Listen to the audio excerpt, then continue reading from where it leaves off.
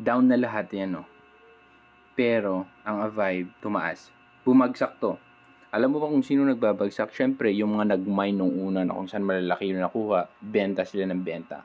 Pero ang team sinasalo nila mga lodi. Ito yung project na kung saan meron silang long-term na plano.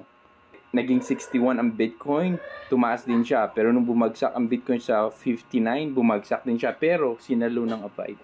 Team ang bumibili nito mga lodi. Bakit nila binibili? Kasi alam nila maganda ang plano nila. Kaya ganyan sila sumuporta dun sa mismong project na hinawakan nila. Once na bumagsak yan, ng napakababa, bibilhin nila yan. So may mga projects na kung saan partner nila ang Avive o sinusuportahan ng Avive.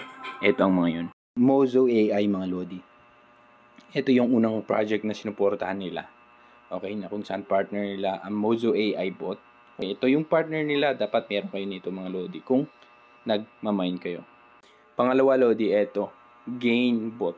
Same lang din yung process nila ng pagmamine dun sa Mozo AI.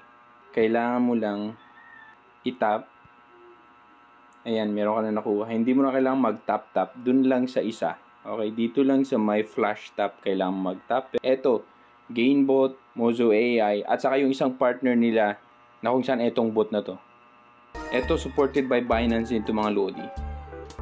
So, ito yung Avive World na kung saan pinost niya ang Mozo X Gain. Ayan siya mga lodi. Saka dito din mga lodi nag-post din ang Avive na congrats to second live or their official launch. Ayan mga lodi ang update.